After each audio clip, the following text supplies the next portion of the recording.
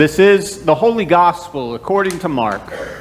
Glory to you, O Lord. When Jesus had crossed again in the boat to the other side, a great crowd gathered around him, and he was by the sea. Then one of the leaders of the synagogue named Jairus came, and when he saw Jesus, fell at his feet and begged him repeatedly, "My little daughter is at the point of death. Come and lay your hands on her, so that she may be made well and live." So Jesus went with him. And a large crowd followed him and pressed in on him. Now there was a woman who had been suffering from hemorrhages for 12 years.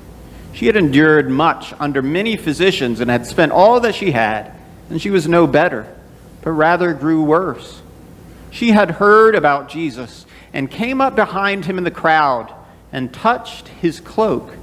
For she said, "If I but touch his clothes, I will be made well." Immediately, her hemorrhage stopped, and she felt in her body that she was healed of her disease. Immediately aware that power had gone forth from him, Jesus turned about in the crowd and said, "Who touched my clothes?" And his disciples said to him, "You see the crowd pressing in on you. How can you say, 'Who touched me?'" He looked all around to see who had done it. But the woman, knowing what had happened to her, came in fear and trembling, fell down before Jesus and told him the whole truth. He said to her, "Daughter, your faith has made you well. Go in peace and be healed of your disease." While Jesus was still speaking, some people came from the leader's house to say, "Your daughter is dead. Why trouble the teacher any further?" But overhearing what they said, Jesus said to the leader of the synagogue, "Do not fear, only believe." He allowed no one to follow him except Peter, James, and John, the brother of James. When they came to the house of the leader of the synagogue, he saw a commotion, people weeping and wailing loudly. When he had entered, he said to them, "Why do you make a commotion and weep? The child is not dead, but sleeping." And they laughed at him. Then they put them all outside and took the child's father and the mother and those who were with him and went in where the child was. He took her by the hand and said to her, "Talitha cum," which means, "Little girl, get up." And immediately the girl got up and began to walk about. She was 12 years of age. At this, they were overcome with amazement. Jesus strictly ordered them that that no one should know this, and told them to give her something to eat. The Gospel of the Lord. Praise to you, O Christ.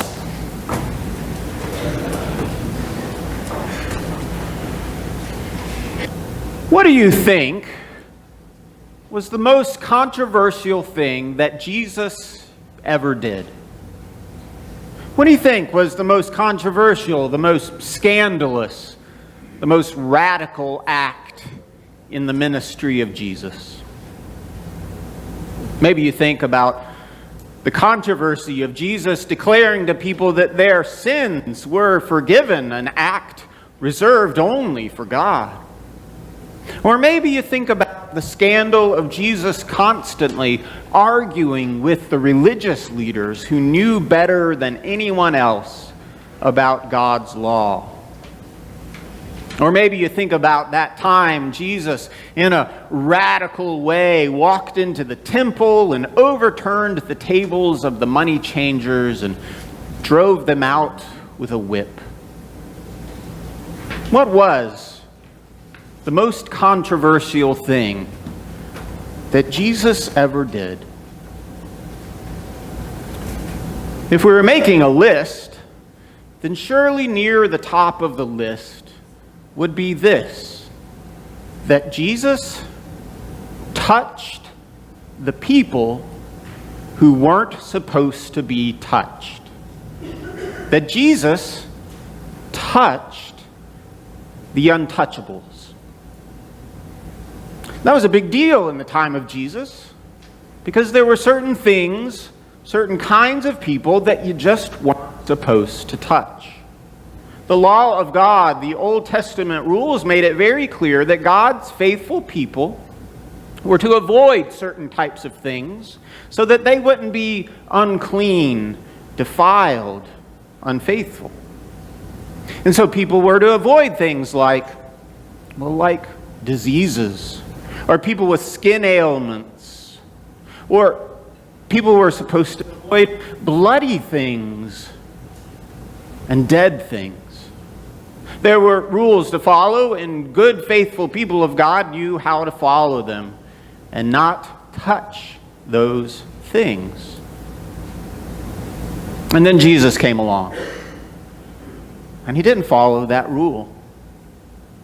Think about this story that we just heard from Mark. In this story, Jesus comes into contact with a hemorrhaging woman, and he reaches out and places his hands on a child who had died. Think about that. Jesus touched a bloody person and a dead person, defying all the rules about who was appropriate to touch. That's just one of the details of the story that stands out if we pay close attention. Jairus, that important leader of the synagogue, came to Jesus and begged Jesus to come and lay his hands on the child so that she could be made well.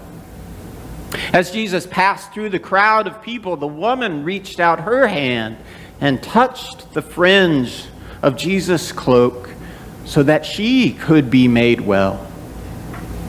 At the end, after the child had died, Jesus came and placed his hands on the girl and said, "Little child, get up."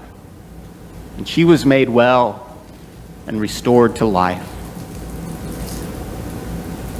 Why do you think Jesus here and so many other places in his ministry reached out and touched the untouchable?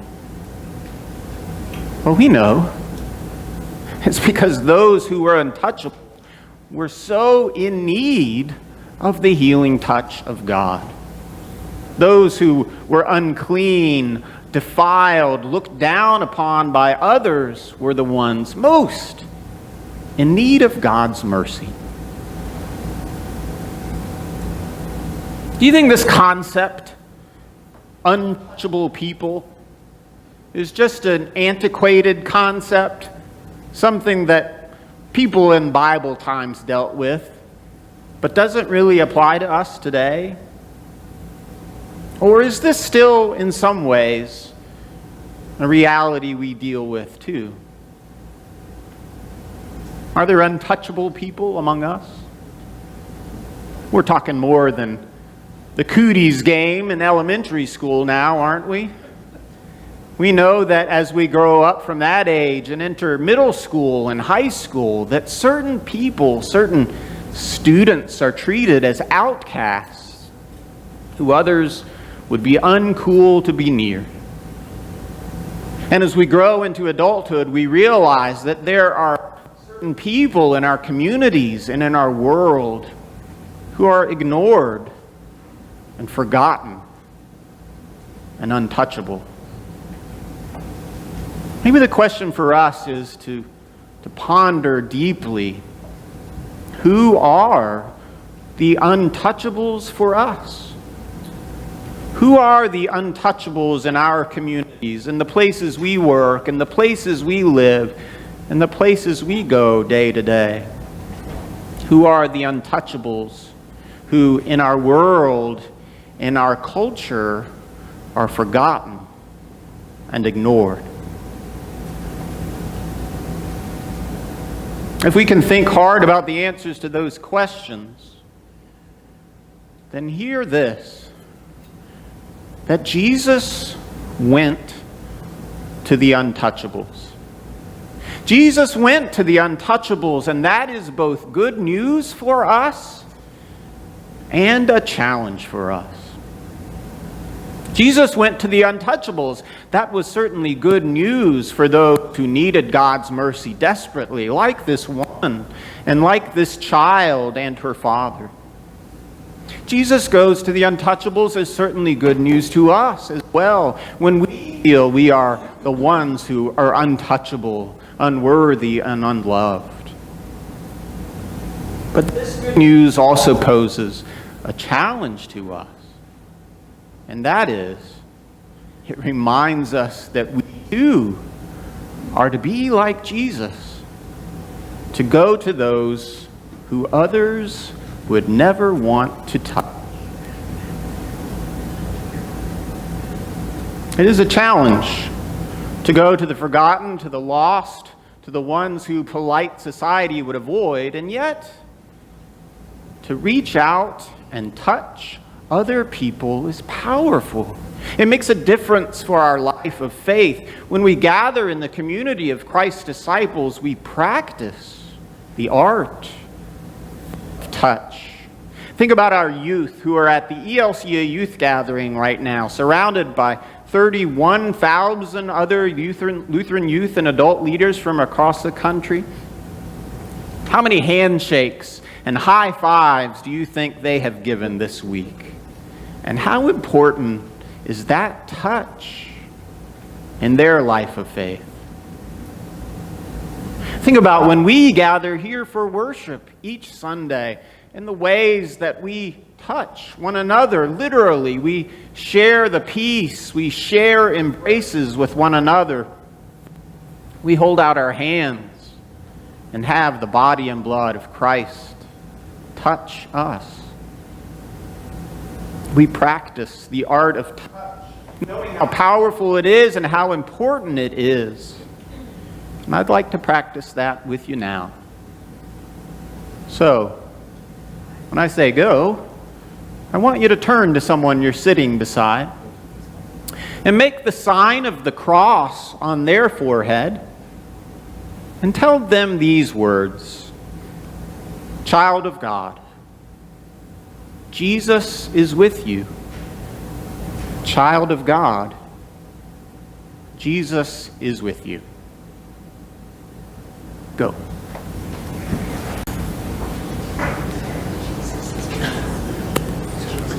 Child of God, Jesus is with you.